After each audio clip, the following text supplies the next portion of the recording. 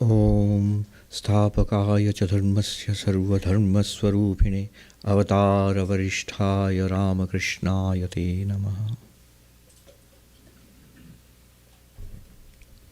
Good morning and namaste everybody. Good to see you turned up in such large numbers to celebrate the birthday of Sri Ramakrishna. Though it is not the birthday of Sri Ramakrishna today. We've done it for convenience. It's actually on Tuesday. But nevertheless, it turned out very well because it is a very auspicious day. It is Shivaratri. Last night we celebrated Shivaratri. Bill was just saying to me, for me, worshipping Shiva and worshipping Sri Ramakrishna are the same thing. I see that Shiva himself is Sri Ramakrishna. So today, I'm going to speak about, the subject says the life and teachings of Sri Ramakrishna. It is sort of generic, we put it there. I'm not going to speak about the life and teachings of Sri Ramakrishna. No, indeed, we are actually going to go deeper than that, deeper than the life and teachings of Sri Ramakrishna, into who or what is Sri Ramakrishna. That's what we're going to talk about today. As Americans would say, get ready for a wild ride. One reason is that that the material I'm going to draw upon is from an extraordinary book written by an extraordinary spiritual seeker, a veritable saint, Swami Bhajanananda ji. He is a vice president of the Ramakrishna order now in Belur Math. I won't say anything more about him because I'll always do injustice, whatever I say about him. Those of you who know him, they know him. So he wrote this extraordinary book about 10 years ago called Sri Ramakrishna, the Light of the Modern World.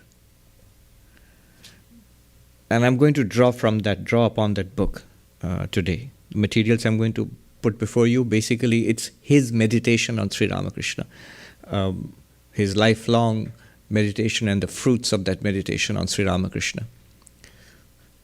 He gave me a copy, a personal copy. My copy of that book was given by Swami Bhajanananda himself when I came here to the West before that. And in that copy, he has written, I still have that note, he has written that I feel I did not write this book. I feel Sri Ramakrishna himself wrote this book. The 1 year when I was writing this book, I felt I was possessed by Sri Ramakrishna. So this is the background.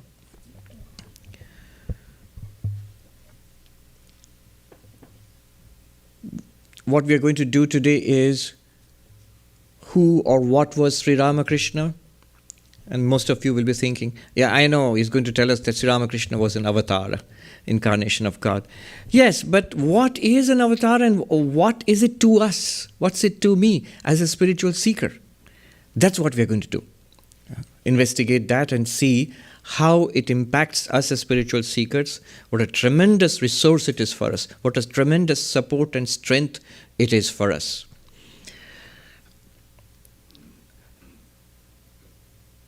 First, Sri Ramakrishna, and most important I think, Sri Ramakrishna is the giver of liberation, is the giver of moksha. There is a very beautiful verse in Sanskrit. There's a hymn on Sri Ramakrishna called Gadadhara Ashtakam. In that there is one verse which goes that the deity who resides in Belur Math, this is our main monastery in India, which was established by Swami Vivekananda. The deity who resides in Belur Math, meaning Sri Ramakrishna,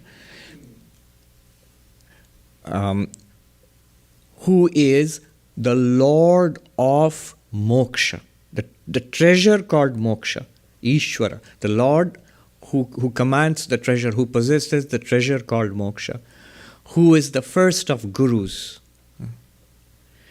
who resides there specially for his disciples and the lineage of disciples which come through them. To that Gadadhara I bow down. That Gadadhara is another name for Sri Ramakrishna. It's the name of Vishnu also. To that Gadadhara I bow down, who is none other than the Supreme Brahman. Very beautiful Sanskrit, simple, beautiful Sanskrit.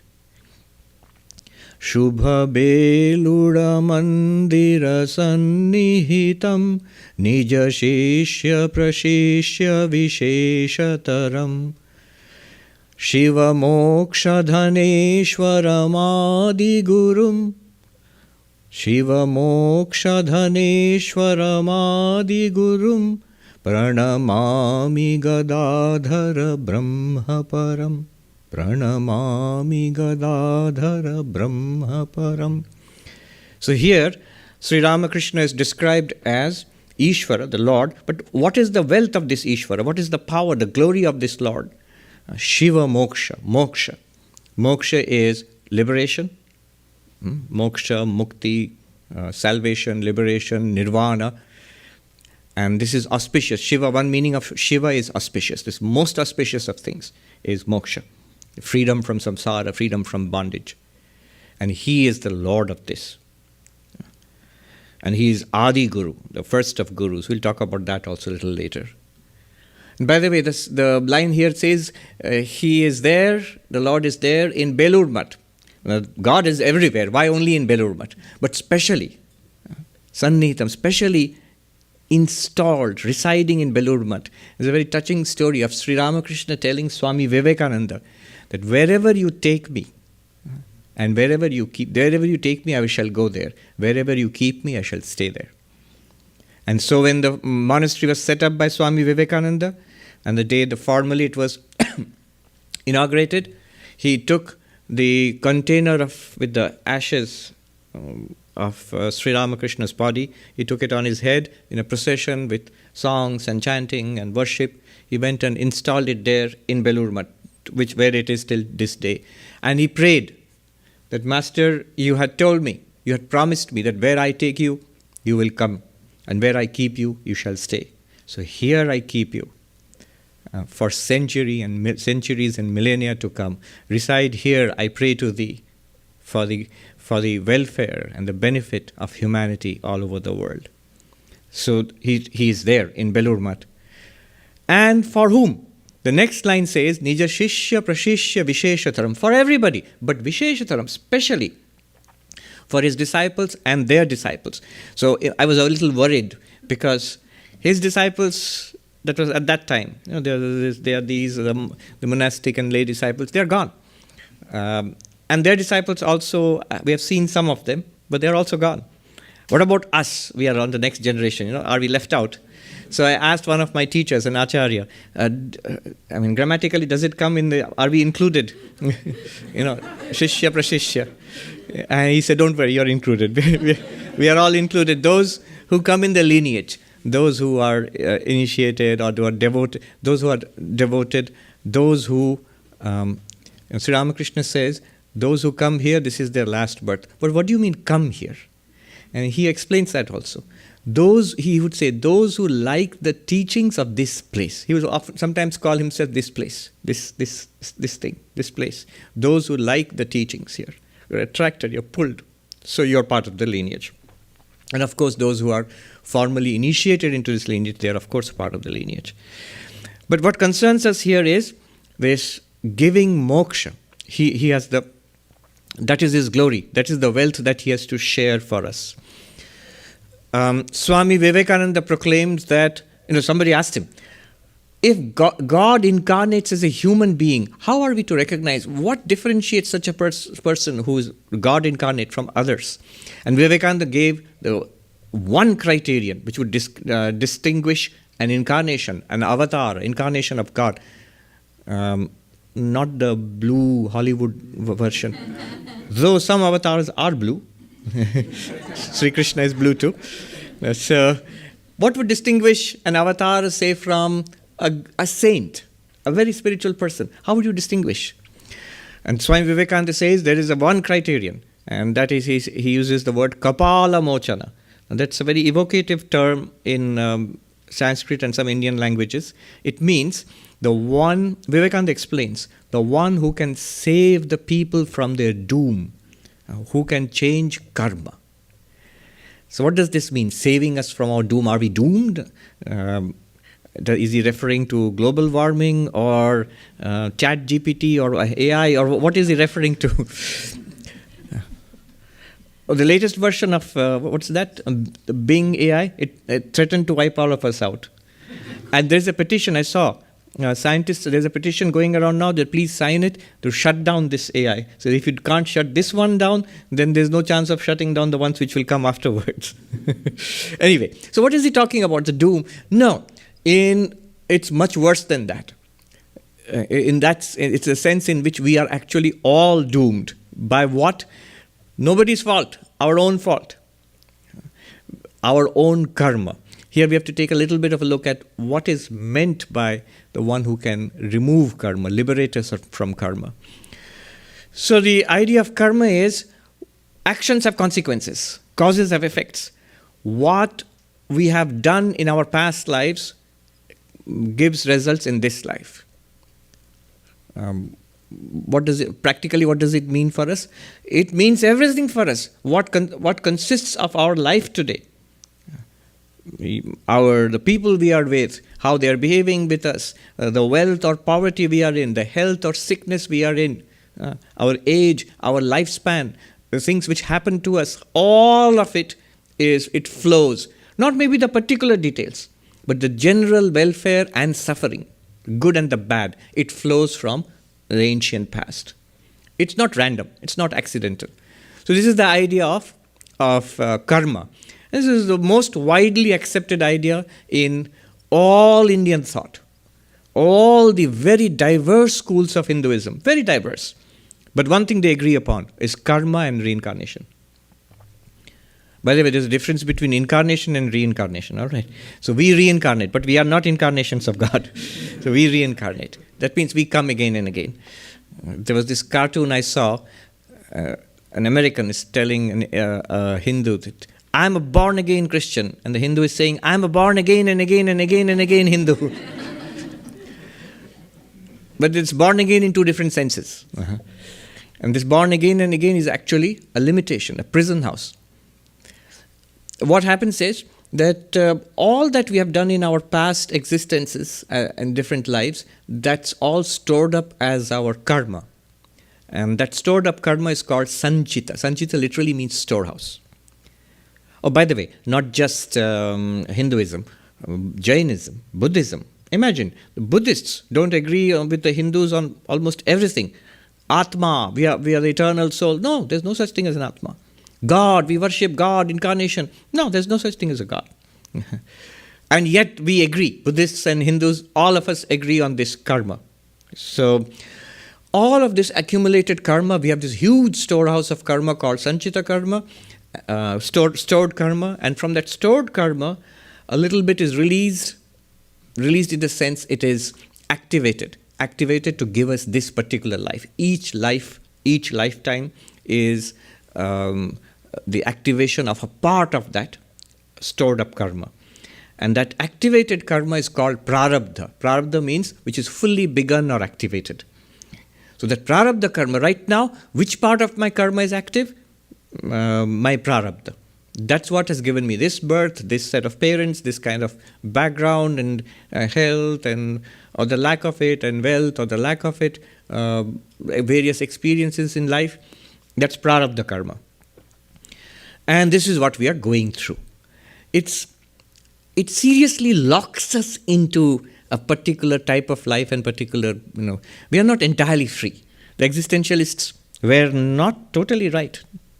That you're not predetermined, you can choose what kind of existence you have, what you are. You exist before you incarnate yourself as a particular kind of person. That's a great idea, but it's not entirely true. There is a deep limitation set by our past karma. And that is one way in which samsara and bondage, bondage is understood in Hinduism, Buddhism, Jainism as being locked in by my past karma. All right, so where does this bring us? This past karma is also a great blockage for our spiritual progress. The reason why, with all this Advaita, non-dualism in Hinduism, Buddhism, whatever you call it, the meditation techniques, Patanjali Yoga, all of these powerful bhakti methods, all of these are at our disposal and we are interested. But we don't seem to make much headway. And we keep asking, why are so few people liberated? This is why. This is why. We are shackled by good and bad karma, both good karma and bad karma. Swami Vivekananda says that in his poem he says, chains though of gold are not less strong to bind. So iron chains bind us, golden chains also bind us. Iron chains, bad karma, which produce suffering. Golden chains, good karma, which give us a nice life. Both bind us to this samsara. Here comes the role of God. There's only one who can set us free from karma.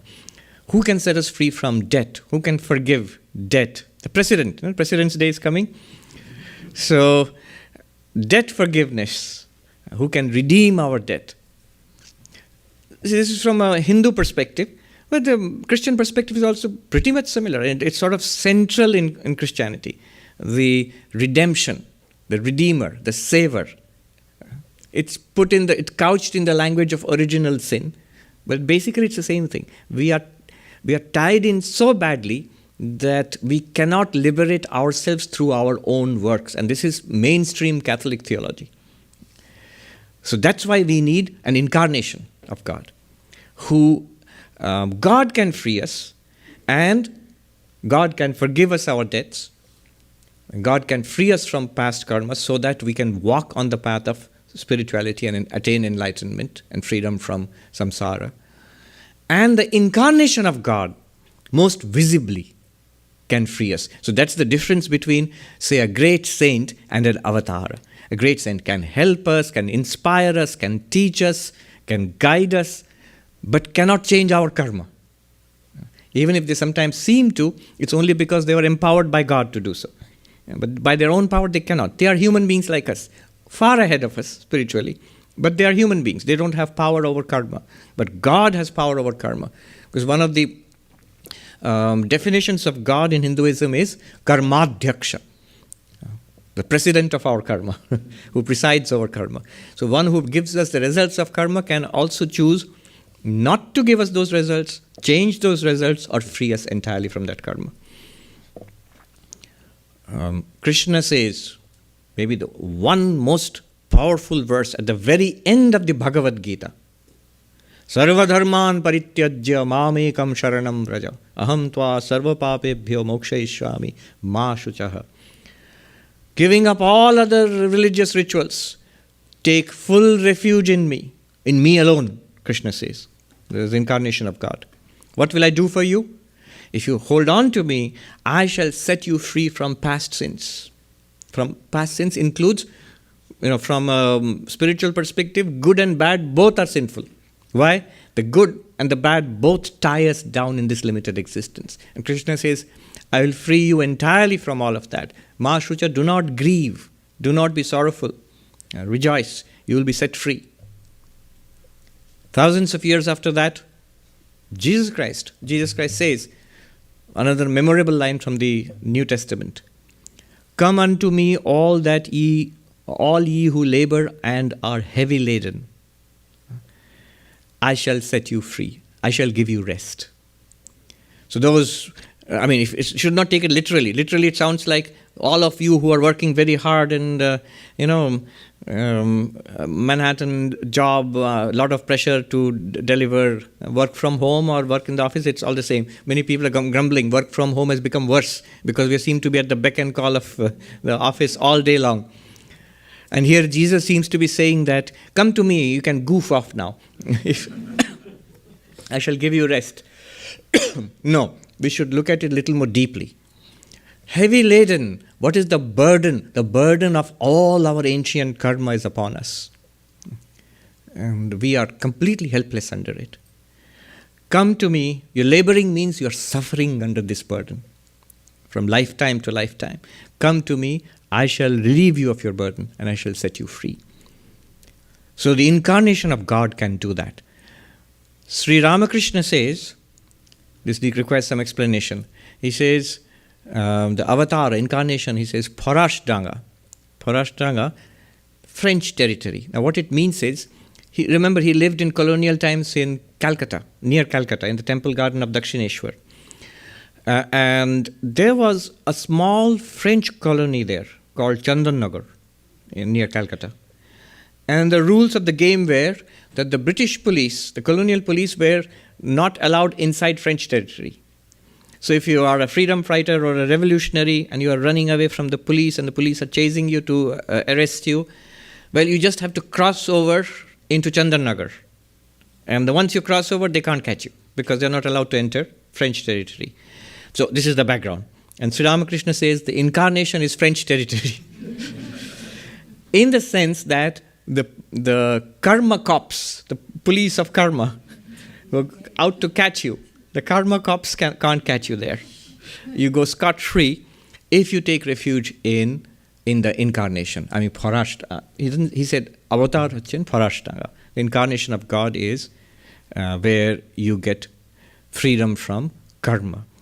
Will it change my karma? Will I get scot-free? The Holy Mother says, if you take refuge, if you practice spiritual disciplines, she says, then the effect of karma is muted. See, the law of karma is very strict. Na bhuktam kshiyate karma janma shatakoti bhirapi. The Mimamsaka rule, it says that without giving its results, without making you pay, without making you suffer, karma will not go away, even in 1,000,000 births. So it's going to come to us. And she says, however, if you take refuge in God and you do spiritual practices, where she says a spear might have pierced you, or you might have lost a leg, cut off a leg, you get a pinprick. That's the huge difference it'll make, the protection of God. Still have to pay, but much, much, much less.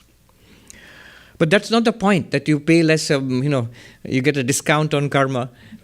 No, that's not the point. That might be attractive, but the whole point is that this leads to moksha. It sets us free, it spiritualizes our lives, and it's not so that, all right, so my sins have been forgiven, now I can commit more sins now. Not in that sense. In the sense that we can progress fast in spiritual life, which we were unable to do so earlier. So, this forgiveness of karma leads directly to moksha. This is the connection. The incarnation of God is the giver of moksha, of liberation, mukti, nirvana, what might be entirely too difficult if we are left to our own devices, becomes entirely possible. Not by our own strength, but by the strength of the avatara. Sri Ramakrishna says the incarnation, you know what it's like? And he gave examples which were new and latest at that time, in British India at that time, the steamship and the railways. He says, look, it's like the incarnation is like an steam engine which pulls along so many coaches.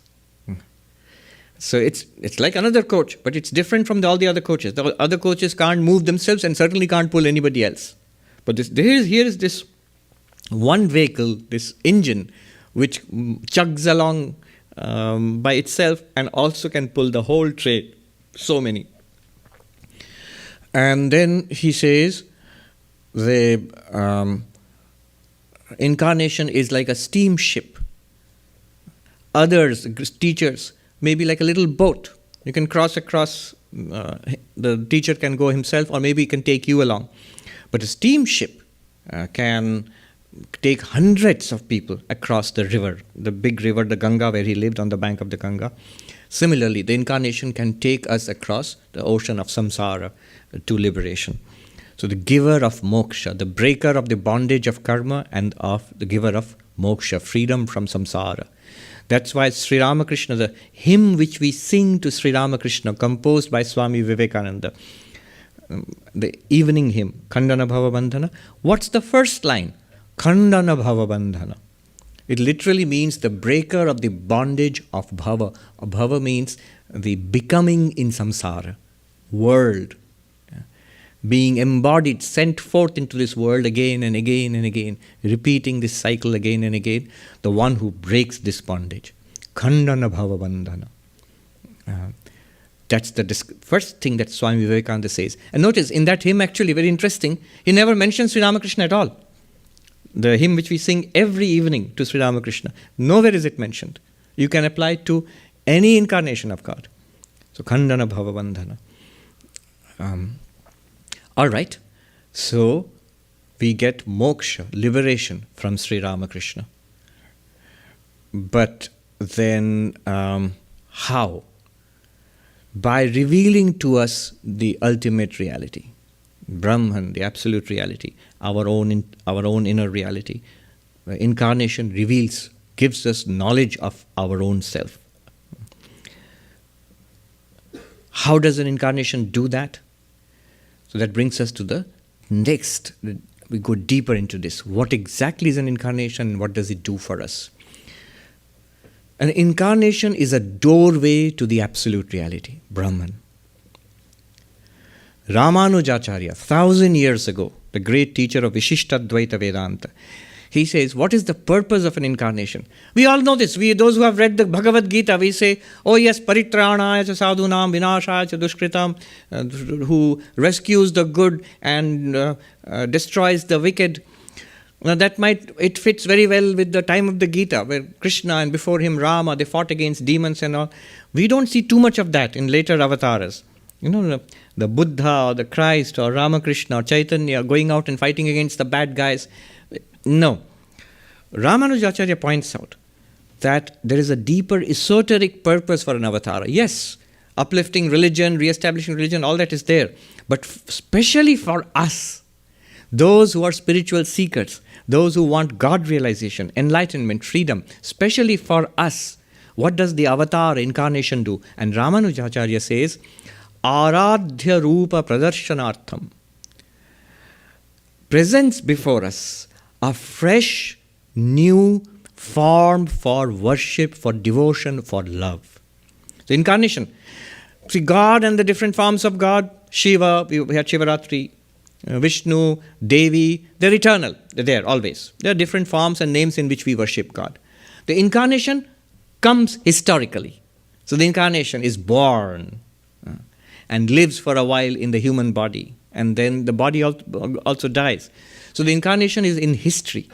So in history, being born amidst us in a particular form. And that form is Aradhya Rupa, he says. A worship, a form which you can worship, which you can adore. That form is presented before us. Aradhya Rupa. Now what is that form? What does it do for us? Sri Ramakrishna, he gives an example. He says that, what an incarnation is like? It's like a big hole in a huge wall.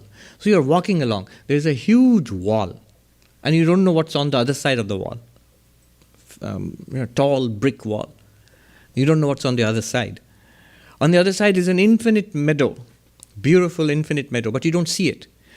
But then you come across this hole in the wall, and you can see through to the infinity beyond. And he says, Sri Ramakrishna says, that is the incarnation of God. Incarnation is an opening in this wall of Maya. Here in this world, as this human being, living our lives, we get a glimpse of the infinity. And that is enough to liberate us. And then Sri Ramakrishna goes further, says something mysterious. And he says, if the hole is large enough, you can pass through it and come back, go forth and come back. And why I say it's mysterious and incredible, again, incredible echo you find in the New Testament. Jesus, 2,000 years ago, he says, he doesn't say hole in the wall, he says, for I am the door, and he who shall pass through me shall be saved. He goes in and comes back and finds pasture. Finds pasture, using the language of shepherds, finds fulfillment. For the first time, meaning and fulfillment in life. See, this hole in the wall, or the door to infinity. See, how is the infinite revealed to us? Again, we refer to Ramanujacharya. Yes, the Shankara says the ultimate reality existence is existence, consciousness, bliss, and you are that. Tattvamasi, the Upanishads talk about it. Aham Brahmasmi. But that's not what we mean by being revealed, because that's very hidden to us. I know the Upanishads are telling me, Advaita is telling me, you are that. You are not the body, not the mind. Chidananda Rupa Shivoham. But it's not something that's revealed to us. It's not something that we can see or hear or smell or taste or touch. It's not something that we can catch hold of. It's not something that even we can speak about or think. All the language that we use about the infinite, about the absolute, it's not misleading, but it's not accurate. It fails to refer, in the language of the philosopher, it fails to refer. It can't point out. Then if I want it to be revealed to me, if I want God to be revealed to me, then comes Ramanujacharya and he says, God is revealed to us. How? That ultimate reality is revealed to us. How? As Narayana in Vaikuntha, as God in heaven. Poet says, God's in heaven and all's right with the world. So God in heaven, yes, that concept, it's a beautiful concept. So Narayana, Vishnu is in Vaikuntha, or Shiva in Kailasha. In a perfect abode, the deity resides. So how is that revealed to us? Well, at least we have words, we have a conception, and if you're a Hindu, you're allowed to have a form, imagery which is used to visualize. So it's in some way it is revealed to us. Well, that seems a little pretty far away. And entirely dependent on faith, And it seems to be imagination. Well, Ramanujacharya says, by the grace of God, God is revealed more distinctly, intimately as Antaryami, as the inner indweller, the inner controller, this consciousness within us, the light which shines. Jyotira Jyoti Ujala Ridikandara. We sing every evening to Sri Ramakrishna, light of lights illumining our hearts. What is that light of lights illumining our hearts? I never saw such a light. You are seeing it now. It's by that light that you see anything. It's by that light that we hear and we taste and smell and touch. And it's by that light that we speak and think. I'm talking about consciousness, awareness. So God is revealed to us as the Antaryami, the indwelling pure consciousness, witness consciousness. Even more so, and more to the point, Ramanujacharya says, one more, even greater sign of the grace of God is avatar. Once in a while, in history, God comes in a human form, or if you're Hindu, in multiple forms, and reveals himself, herself, itself to us as avatar, as Rama, as Krishna, and so on. And then Ramanujacharya adds two more. And he says that avatar also can have, there's a special manifestation of an avatar which was only particularly for Krishna with the gopis. So where Krishna appeared to each gopi individually as a separate Krishna of her own. So that was a unique incident of the Ras Leela. And then Ramanujacharya says there's a fifth way in which God's grace manifests itself for us, is the Ajya Avatara. So in a temple, if God is installed, the deity is installed ritualistically and worshipped properly daily. So that also is a doorway to God. So the doorways are many, and one of the most powerful doorways to the infinite is Avatar. You see how this is constructed. What does Avatar do for us? You can have liberation without the Avatar also, theoretically. But give it a spin, give it a try, you'll see how difficult it is. How tremendously difficult it is.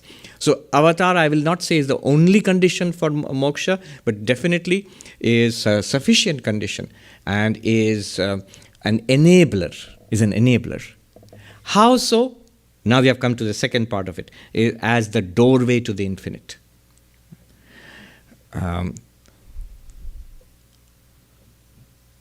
Once Swami Vivekananda was arguing with Girish Ghosh, and Swami Vivekananda, Narendranath at that time, was saying, well, you can't know God. God is infinite. So by definition, you can't know God. Whatever you know is only part of it, is sort of a slice of God, is agnostic. That position. And when this was reported to Sri Ramakrishna says, why do you have to know all of God? You cannot. That's true. But why do you have to know all of God? If I want to take a bath in the Ganga, I go down to the ghat there in front of Dakshineshwar, and I take a bath in the Ganga, and it's a true statement that I have taken the bath in the Ganga. Do I have to take a bath from Gangotri to the Bay of Bengal? No. You'll get the flu if you try to do that.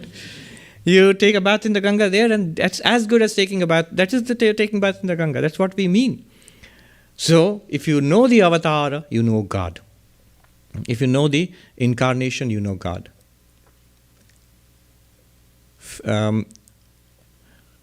Philip was a disciple of Jesus. You might be thinking, why so many Jesus references? Because the material I'm drawing from is Swami Bhajananda's material from that book, and he is particularly well versed in Christian theology. So much so that in Bangalore there's a theological college, a Christian theological college, which used to call him to teach theology to the students there. So he's this Hindu monk. So he is very well versed. Beautiful instances he draws from the New Testament. So Philip was a disciple of Jesus, and he asks Jesus, well, Father in heaven, all great, but why don't you show us Father in heaven? That would settle everything. Just show us the Father in heaven. And Jesus' answer there is very interesting. He says, Philip, I have lived with you so long, and have you not known me? He that hath seen me hath seen the Father. Then why do you ask, show me the Father in heaven? So he who has seen the Son has seen the Father. Who has seen the Avatar has seen God. Again, the doorway to the infinite. How does that function practically in our lives? So we come to the next level, deeper, the third level. Remember the structure, giver of moksha. How? By revealing to us the ultimate reality. How does he reveal the ultimate reality? Because he is a doorway. Through Sri Ramakrishna, through the incarnation, we see the infinite. But how? Practically in our lives. What's the method? How do we see? Do we just sit and stare at the photo, or what do we do? There was this young person who wanted to become a monk. He said, his mother scolded him, saying that, what? You're going to sit and look at 3 black and white photos all your life?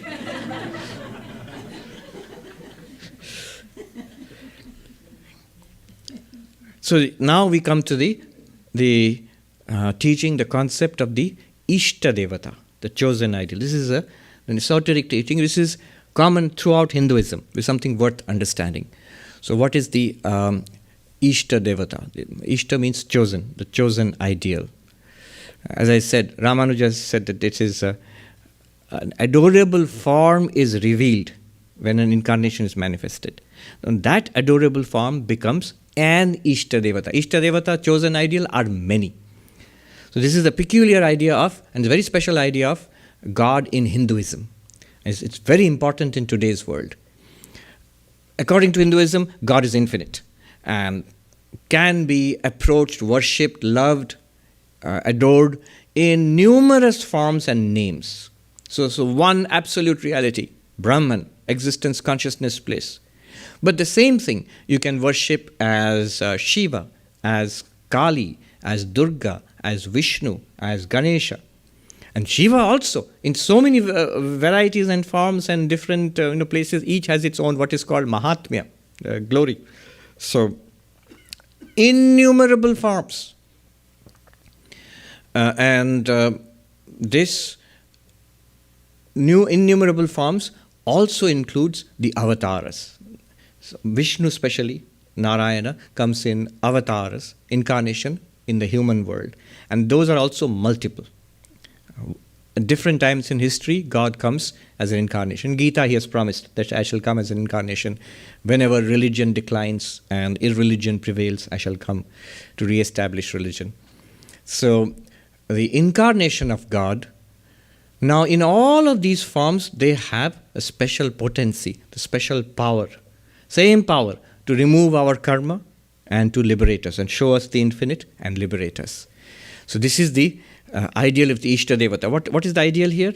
Yes, it is true that absolute reality can be worshipped in different names and forms. But, when you actually do sadhana, when you actually do practice, one needs to focus. One needs to bear down and focus. This focus is not possible if you have a multiplicity of ideals.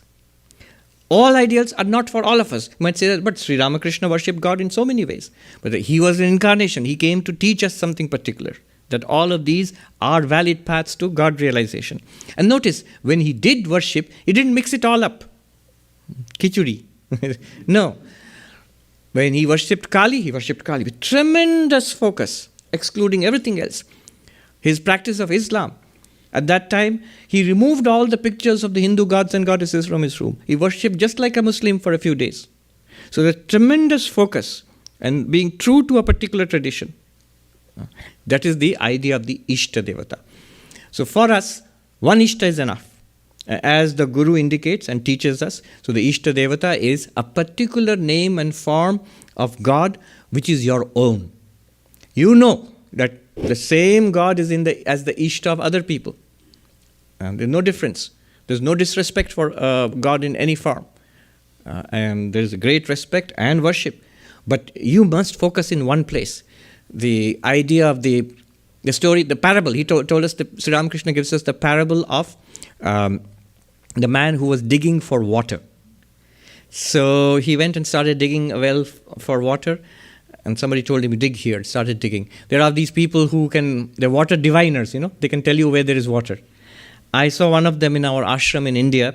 We needed it's a dry area called Jharkhand, and we needed water, we needed a well. This water diviner came along. He had this piece of wood, like a fork and one staff. And that seems to pull him where there is water. So it's amazing. But when he did find, wherever he pointed and said, dig here, we found water, we found wells. It's a common phenomenon known in India, water diviners. Not just in India, in other countries also. You have heard of such people. It's some kind of sense they have, I don't know. Anyway, the funny story is this water diviner comes along, and the Swami in charge of our ashram, he asks, so we need water, where do you dig for a well? And he says, I've already found it. Where? Right below where you are sitting, in your office, Swami. So to dig up your office. That was one well which was not dug, because Swami would have none of it. But we found other places. So this man went to dig a well for water, and he started working. It's hard work. After some time he got exhausted. Somebody told him, dig there, it's easier. So he went and started digging there, and then dug for water at the third place, at the fourth place. At the end of the day, he had dug in 6 different places, found water nowhere, 6 shallow holes. Found water nowhere. If he had continued to dig in the first place, he might have found water. So the parable tells us that Ishta Devata is one where you focus. It gives us... So what the Ishta does for us is a tremendous personal involvement. So once I have an Ishta Devata, so if you go to our main monastery, Belur Math, or any of our ashrams here also, you will see it's all about Sri Ramakrishna. You see, the Vedanta society, so are they always going on in logic and analysis and scripture? That's the outer side of it. There's an inner core where you will find the monks and the devotees, they have an intense personal relationship with their Ishta, whether it's Sri Ramakrishna or Ma Sharda, or whoever, whatever the Ishta is. So it's all about Sri Ramakrishna. The ashram is centered around Sri Ramakrishna. The lives of the monks and devotees are centered around Sri Ramakrishna, around their Ishta. And when we work, we offer it to Sri Ramakrishna. When we worship, we offer it to Sri Ramakrishna. You'll find at the end of everything, Sri Ramakrishna Arpanamastu. Every ritual. Even the food that you eat and drink, mentally offer it to Sri Ramakrishna and then eat. Everything is done. Schools, colleges, hospitals in India, spiritual teaching, everything is offered to Sri Ramakrishna. All action. Mentally, our thought, our emotion is connected to Sri Ramakrishna. You might say, oh, the Swami was so loving, I went to this monastery. So many people come back and say, that Swami was so loving, so affectionate. Don't be fooled. He's loving the Sri Ramakrishna in you, not you, the person. And so that sounds strange. It's only because we identify ourselves as a person. And that's, the very word person means a mask. Persona, it means a mask.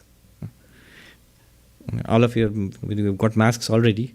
It's a mask upon a mask. So, the Ishta allows us to establish a one-pointed, deeply personal, emotional connection with God. This is very important. This is how the Avatara functions. So you establish a connection with the Ishta. All right, but how do you know Sri Ramakrishna can be an Ishta? How is he? How do you know he's an avatar? He told us so. He told Swami Vivekananda, that the famous story is there. Jai Ram, Jai Krishna, Shaidaning, Ramakrishna. He who was Rama, he who in ancient times was Krishna, is in this time is Ramakrishna. Or sometimes he said is in this body Ramakrishna. Not just once. We have heard the recorded speeches there by Swami Bhajanananda in Bengali. He gave a speech in 1936. And it was recorded. No thanks to us. It was All India Radio which recorded it at that time, 1936. And there he says in Bengali, how many times we have heard him say, Jai Ram, Jai Krishna, Shaidaning Ramakrishna. We have it on his own words. We have it in the words of the Holy Mother, of Vivekananda, and many others who saw him and met him. He revealed his inner divinity. It's not that they recognized, but he revealed. So he reveals that he is an incarnation of God. He is an avatar. And we establish a relationship of Ishta with him.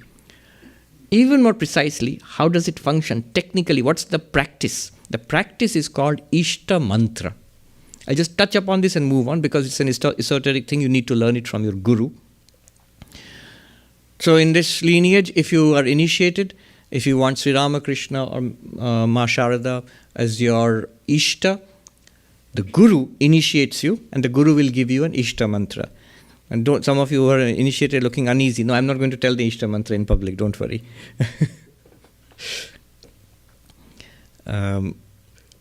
Ramanujacharya, the famous story is there of his compassion.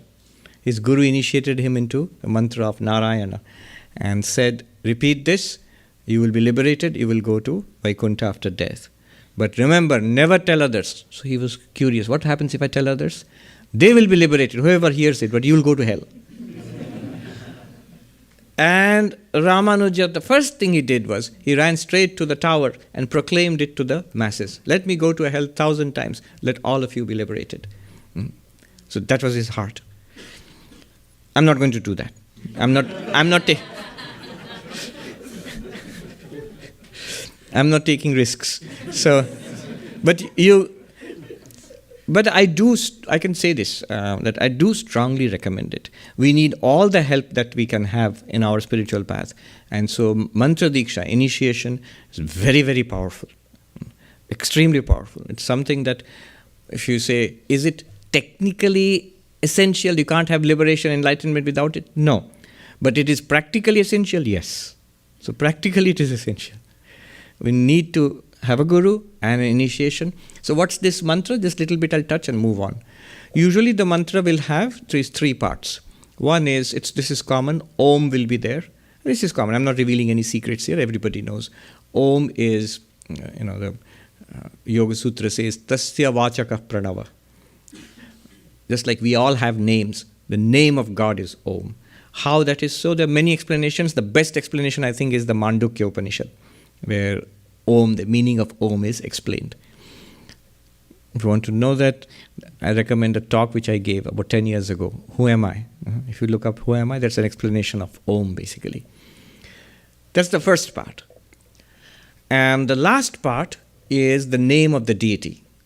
So, for example, if Ramakrishna is your Ishta, the Guru will give you the name of Ramakrishna. If Sharada is your Ishta, or if Vishnu, or Krishna, or Rama, or indeed Jesus, or whoever is your Ishta, the name of God, Ishvara, Saguna Brahman, or the name of an incarnation of God. So that will be the last part of the mantra, usually. And maybe sometimes Nama might be added, may not be added. But the last part is the name of the deity. In between is something interesting and the most secret part of the mantra, which is called the bija, the seed. This comes from Tantra, from Kashmir, Shaivism. There's a whole science to it. Again, not entirely essential, but usually it's there. And this is what connects. It usually stands for the Divine Mother, for Shakti. This is what shows how the absolute reality, which is there anyway. Brahman is there, whether you are spiritual, not spiritual, we are all ordinary sentient beings, jivas, or you're an avatar, we are enlightened, not enlightened, whatever we are, living being, not non-living being, whatever we are, the absolute reality Brahman is there. It shines forth as this entire universe. But this is not good enough for us. It's no use saying that you're Brahman, but living an entirely miserable, terrible life and suffering endlessly. So we want to go out of this suffering. Even that terrible life and suffering is also mediated because of the presence of Brahman. And Brahman is there. That's why everything else is good and bad. But we want the good. We want the spiritual. So in that case, how does Brahman manifest as Avatara, as God, as through Shakti, as the world also, through Shakti. So there is a word corresponding to that, and that is the esoteric or the really secret part of it. So this is the mantra which the Guru gives to you. See, the Ishta, the incarnation. Now you get incarnation in the form of the picture, in the form of books, in the form of the image worshipped in the ashrams in Belur Math, as the installed urn of ashes there in these ways. But as the person physically is not there in front of us. So how do we get him directly in our lives? The mantra. Swami Tapasyananda ji of revered memory, he was the vice president of our order many years ago. There are some here who are his disciples. He writes that when you have been given the Ishta mantra, you have been given God in seed form. You have to cultivate it so that it manifests in your life. But you have already been given God. God is actually present with you now in the form of that mantra.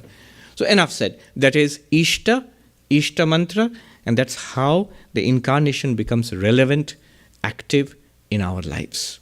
Very powerful, most powerful way for spiritual practice and liberation.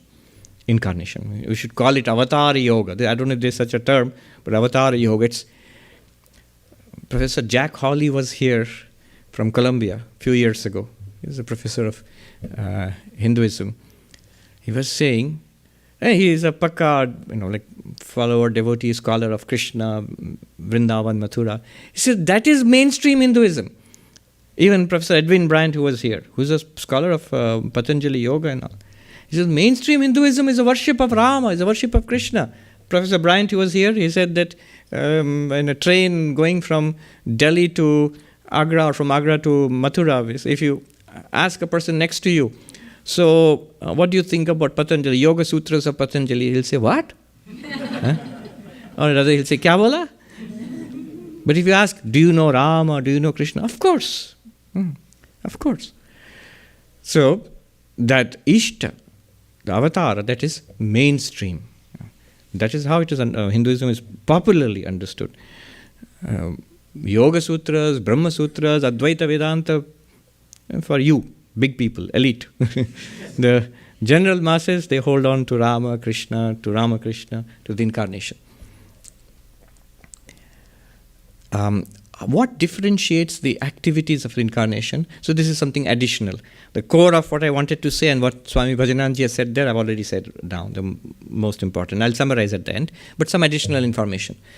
What really distinguishes an incarnation from the rest of us, avatar from the rest of us, from the perspective of action, work?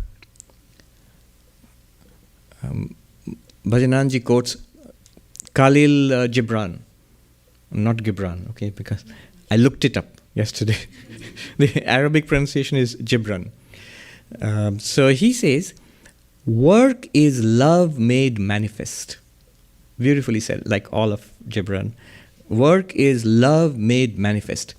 There, Swami Bhajanananda writes this remarkable sentence, single sentence, which it ties in all of Vedantic thought. He says that it's not just that the love, it's not just the knowledge of this one existence which appears as all of us. It's just not just knowledge, but it is the basis for the love of all beings. That we are one existence, that's knowledge. But then that expresses itself as love. You love everybody because you feel a oneness with everybody. A oneness with everybody and everything, naturally, because you see that they are one with you and you are one with them. How? Not as body, not even as person, mask, but as the one existence consciousness place, the one absolute, which is appearing as so many. So that knowledge, jnana, it becomes love, because once you feel the oneness, it becomes love. It is expressed as love. Then that love is expressed as action. As Gibran says, work is love made manifest. It must be in what we do, in what we give. Now, how does this work differentiate an avatar from the rest of us? We all work. A few points here. I'll quickly say what Maharaj has written there. He says, we all work. First of all, our karma is, we are propelled and bound by our karma. It's because of our past karma we are here today. And as we have been conditioned in this life and past lives, that's the way we keep acting and reacting in this world. Avatar is not like that. Avatar doesn't have a baggage of past karma. Avatar comes entirely out of freedom. In freedom, the avatar comes. In freedom, the avatar lives. And in the freedom, the avatar goes. We are in bondage, we come. We live in bondage. And we are thrown out of this world in bondage. So this is one big difference, huge difference. Second, all our action is selfish. It's selfish. It's done for I, me, mine. And for avatar, completely selfless. Avatar needs nothing in this world. Our actions are desire prompted. That's why they are all selfish. The avatar's actions are desireless. See, even for a spiritual person, God realization is a kind of a desire. It's a higher desire which liberates us from all worldly desires. So it's still a desire. But the avatar does not have that desire also. And even the enlightened person doesn't have that desire. We sing Shankaracharya, na dharmo na chartho na kamo na moksha. I desire neither wealth nor pleasure, nor even the punya, the merit from dharma, not even moksha. Why? Of course, you might say that he's already got moksha. That's why he can brag about it. So Avatar is, of course, always liberated. So Avatar has no personal angle to action. That's the second thing. The third thing is, we act from ego. We always feel, I am the doer. You say, how else? There's no other way. We cannot. Actually, we can, but it's not so obvious. That's what Krishna is trying to point out in the Bhagavad Gita. Avatar does not act from ego. It's a very subtle point. What the avatar does is, you might say the avatar's ego has become the cosmic I. This concept is not emphasized in, or it's not at all there actually in Advaita Vedanta. It's there in Kashmiri Shaivism. The term is Purnahangta. Purnahangta. Ahang, ego, I. The I sense which ties us to this one body mind. I am this much. The rest of it is you, other. But the Purnaham, the cosmic I, will say I, all of it. While being in that one body, the enlightened Shiva Yogi can say that I am all of this, the cosmic I. Avatar operates from that. Not that the avatar ever says, I am all of this. In fact, the avatar seems to say just the opposite. Sri Ramakrishna would often say, not I, but thou, my mother. For him, God was mother. So, you do all this. You are this world. I am just the chariot, you are the charioteer. I am the machine, you are the operator of the machine. I do as you make me do. I speak as you make me speak. I move as you make me move. That's equal to saying, I am all of it. Either I am none of it, God is all, or I am all of it. Both of them are same thing. Both of them are beyond the other, beyond division. Sri Ramakrishna gives the example of, in our case, the ego, this is subtle, powerful teachings. Our case, the ego is like a stick in flowing water.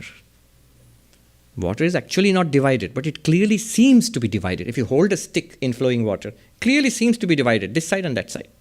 This much is I, the rest is not I, you, that, this, that, you, they, all other.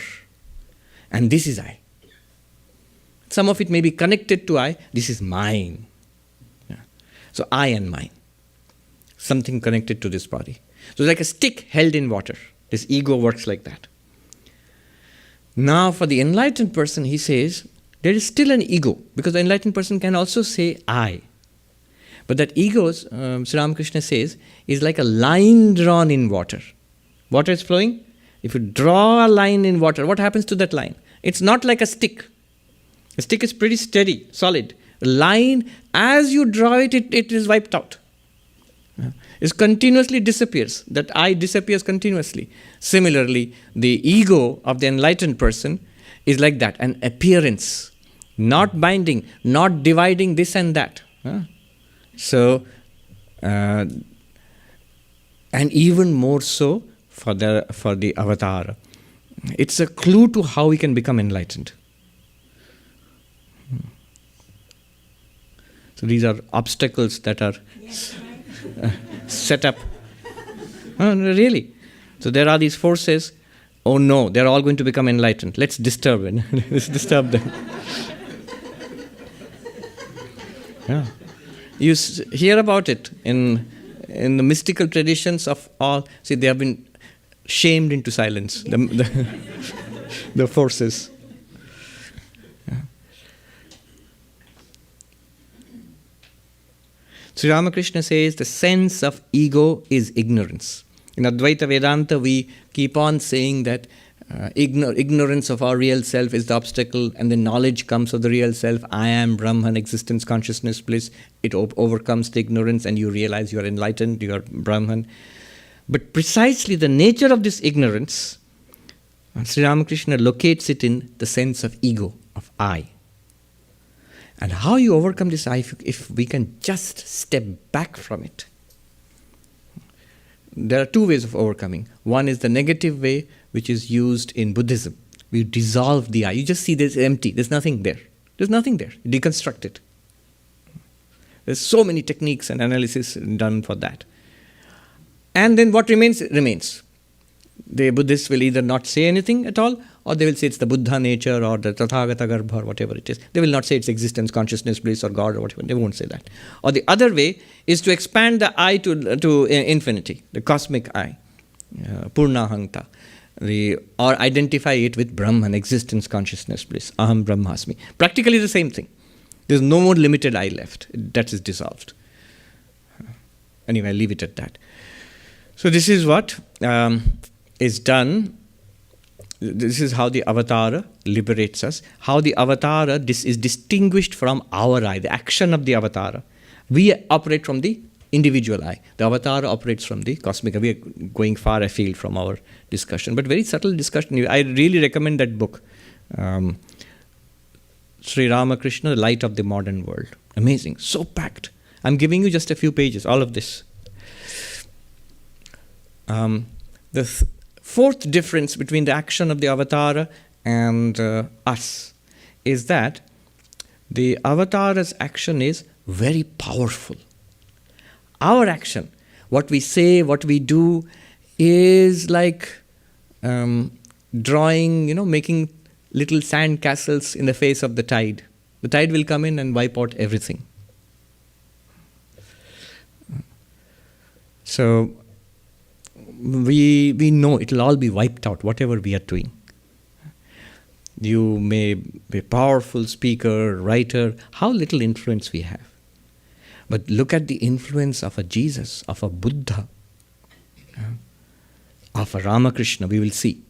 As we are seeing now, millions across the world already accept him as an avatar, and we'll see in the centuries to come. As the contemporaries of Ramakrishna fade into insignificance. People will forget the 19th century and people of the 19th. They'll become irrelevant as the centuries go by. But Sri Ramakrishna will stand taller and taller and taller across the centuries and millennia. So the influence of the avatara, it is extremely powerful. And not only powerful, not only much more effective than us, but also not limited by time. See, the greatest of warriors and businessmen and politicians, they are gone. When they die, they're gone. And they diminish over time. But avatar lives across time. Even when the body perishes, the avatar is present. Sri Ramakrishna is present now. So are the past avatars. And their effect is felt across time. We can connect to it. It's not that, see, the avatar is not something historical. we can read the life and feel inspired by it. No. The avatar is a living presence right now. We can connect to the avatar. Here is something that Bhajanananda Maharaj does not mention in that particular book. This is an even deeper esoteric part of the avatar doctrine. It comes from Vaishnava Shastras. I'll just share it with you. The question might be, all right, I'm sold on the avatar idea, but I have a whole choice of avatars. So there is Rama and Krishna and Buddha and Jesus and yes, Ramakrishna also. So why Ramakrishna particularly? Why are you emphasizing that? I mean, I understand why you, Swami, are emphasizing that, because your whole organization is built around Ramakrishna. It's that lineage. But then I might not be interested. Is there any particular reason why I should be interested in Ramakrishna? So here is, it may sound a little sectarian, but I must share this with you. It is this. This part of the Vaishnava Shastra dealing with avatara says that as the centuries go by, and there is the avatar of past times becomes less and less relevant. That's why there is a need for avatars to come in each age of humanity. The Gita also says this.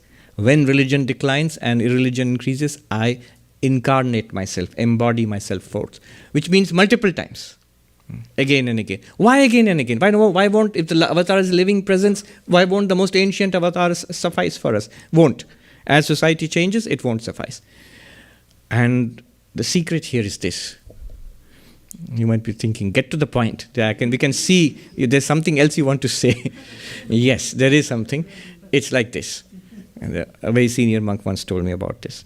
So the Vaishnavas say that when a new avatar comes, all older avatars have already receded to what is called the causal body, Karana Sharira. They are there, but they are in the causal body. And the latest avatar remains in the subtle body until the next embodiment as an avatar. What does that mean? In the physical body, very easy of access. Although you would have to go to Dakshineshwar and ask where the mad Brahmin of the priest of Kali lives to physically go and meet him. But when the physical body goes, how do we access?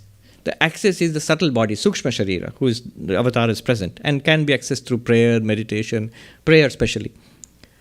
And when the avatar recedes further back into the causal body, it requires a lot of sadhana to access. The avatar is still available. Rama, Krishna, Jesus are all available. But a lot of, the great saints of different mystical traditions, imagine the effort they had to put in to access that. So this is the difference. Make of it what you will. So yes, the avatar is present across time. Last point I'll make, and then I'll stop. I mentioned that the avatar is the spiritual teacher, Adi Guru. This is another important part of the teacher of the idea of avatar. Vedanta is a knowledge tradition. So in a knowledge tradition, teacher is important. That's why you'll find in Vedanta, generally in Hinduism, Guru is very important. And God is the first Guru, the real Guru. Not only first, the real Guru. Sri Ramakrishna said, there is only one Guru. Satchidananda is the Guru. Brahman is the Guru. God is the Guru. And Avatar is incarnation of this real Guru, the first Guru, Adi Guru. The Mundaka Upanishad, just to give an example. The Mundaka Upanishad says, Brahma Devanam Prathamas Sambhabhuva Vishwasya Karta Bhuvanasya Gopta Sa Brahma Vidyam Sarva Vidya Pratishtham Atharvaya Jeshta Putraya Praha. So of all the gods, first Brahma appeared. The Vishnu, God with capital G is there. And the first manifested divine being is Brahma, who creates the universe. And what does Brahma do? Creates the universe. But specially, he teaches Brahma Vidya, the science of enlightenment, the science of the Atman, Brahman, religion, spirituality. In this particular mantra, to Atharva, the first created, the firstborn. So Brahma Vidya, Sarva Vidya Pratishtham, the foundation and the first of all knowledge, the knowledge of God, knowledge of Atman, Brahman, he teaches. So God is the first teacher. But like everything, God is the creator of the universe, but actually who creates the universe? Brahma does. So God sort of subcontracts everything to Brahma. But anyway, God is the first teacher. Krishna, incarnation, he identifies with God and as the first teacher. Krishna himself says in the Bhagavad Gita, imam vivasvate yogam proktavan aham avyayam vivasvan manave praha manur ikshvakave abravit. I gave this yoga, this ancient yoga, eternal yoga. So I am not inventing it. There's also something hidden here. Spiritual knowledge, spirituality is always eternally present with God. God doesn't invent it. This eternal yoga, I taught it in this universe, in this cycle, to Aditya, Vivaswan, the sun god. Then Aditya taught it to Manu. Manu taught it to Ikshvaku, the first of the royal sages. So like a lineage is established. But it shows God is the first guru. Not only God is the first guru, God, an incarnation, establishes a lineage of gurus. This is what Bhajanananda Maharaj points out. What does the incarnation do and what did Sri Ramakrishna do? He starts a fresh lineage, a freshly empowered, powerful lineage of gurus. That same Mundaka Upanishad goes on to say, so Brahma taught Atharvan. So what? Atharvaneyang pravadeta brahma atharvatam puro vachangire brahma vidyam sabharadvajaya satyavahaya praha bharadvaja angirase paravaram. Lineage of gurus. What Brahma gave to Atharva, Atharva gave to Angira, Angira gave to Bharadvaja, Bharadvaja Satyavaha, Satyavaha gave to Angiras. And then what happened? The Mundaka Upanishad starts in this way. Shaunako havai mahashalo. We turn up next. Our representative is this guy. Thousands of years ago, guy called Shaunaka. Shaunako havai mahashalo. He was well-to-do. Lived in Manhattan probably. Angirasam vidivadupasannappapracha Angirasam vidivadupasannappapracha kasminnu bhagavo vigyate sarvamidam vigyatam bhavati iti. He approached one of these gurus, Angiras, in the proper ritualistic manner and asked. See, he asked a question. What was the question? Sir, revered sir, what is that by knowing which everything is known? We will go, we know, Brahman, Atman, God. Yes, that's true, but we are dealing with words. So then the whole Upanishad starts when the guru teaches the disciple. So God is the first teacher, the incarnation is the establisher of the lineage of gurus, and the gurus transmit the knowledge down from them to the next generation, some of whom become gurus, but some of whom are just plain Joes like us. So we get the benefit from the gurus. Here we have the lineage of gurus. Sri Ramakrishna, Ma Sharada, they transmitted to Vivekananda and Brahmananda and Shivananda, and they transmitted to their disciples who transmitted to us.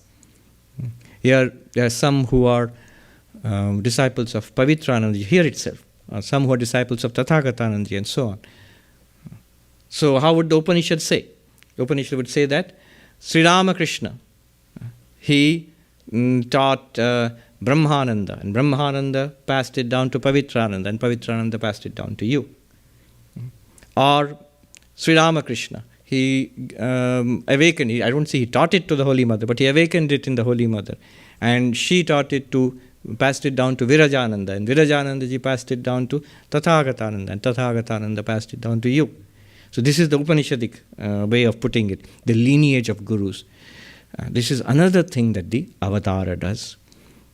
And there is some more to it, but the Avatara as the dispeller of doubts. Swami Vivekananda called Sri Ramakrishna Samshaya Rakshasha Nasha Mahastram, the great arrow, the weapon which destroys the demon of doubt. Important today. Today, if you say, I want to believe in God and God will rescue me, and I heard this long talk about avatars and all, what will Richard Dawkins say to you? What will Christopher Hitchens, bless his soul, he's passed on, Dawkins and Hitchens and Sam Harris and, the great atheists. You'll have to contend with them in this day and age. If you want to believe in God. I had this dialogue with Sam Harris a few days ago, and I said to him, so those who want to believe in God, they'll have to face you. They have to get through you to get to God. I'll put it in some other words, but he took it well. He burst out laughing. Yes, and that that sharp atheistic critique, it helps, especially in Vedanta or say something like Buddhism, where it clears your mind.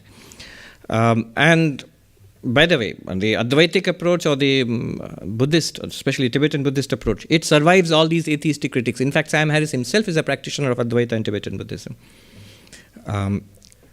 But yes, in general, this is an age of doubt, of skepticism.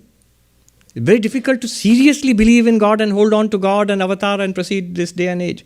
So the Avatar comes as a destroyer of doubt, as a powerful demonstration of the truths of religion to us. Doubt about the existence of God, doubt about the possibility of God realization, doubt about the validity of spiritual experience, doubt about scripture. All of these doubts are destroyed by this tremendously powerful weapon called Sri Ramakrishna. Samshaya Rakshasha Nasha Mahastram, the great astra, the weapon, the arrow which destroys the demon of doubt. Just a few days ago I was talking about Tripurasura, the demons who lived in the 3 cities, and they were destroyed by an arrow shot by Shiva. And the Shiva Mahimna Stotra actually says, what was the arrow, if you remember? Vishnu became the arrow.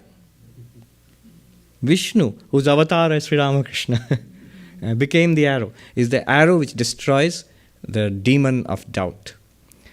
I pray to Sri Ramakrishna, to the Holy Mother Sarada Devi, to Swami Vivekananda, to all the great mystics and avatars and saints and sages throughout the ages, to bless all of us, to purify our hearts, to purify us from our bad karma, to liberate us from samsara, give us the knowledge, reveal the truth to be the door to the infinity which they have promised to be for us.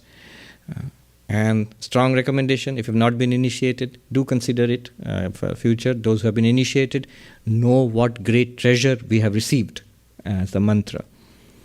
May they bless all of us. May our lives be blessed. May we be blessed. May we become a blessing for others around us. Om Shanti Shanti Shanti Harihi Om Tat Sat Shri Ramakrishna Arpanamastu.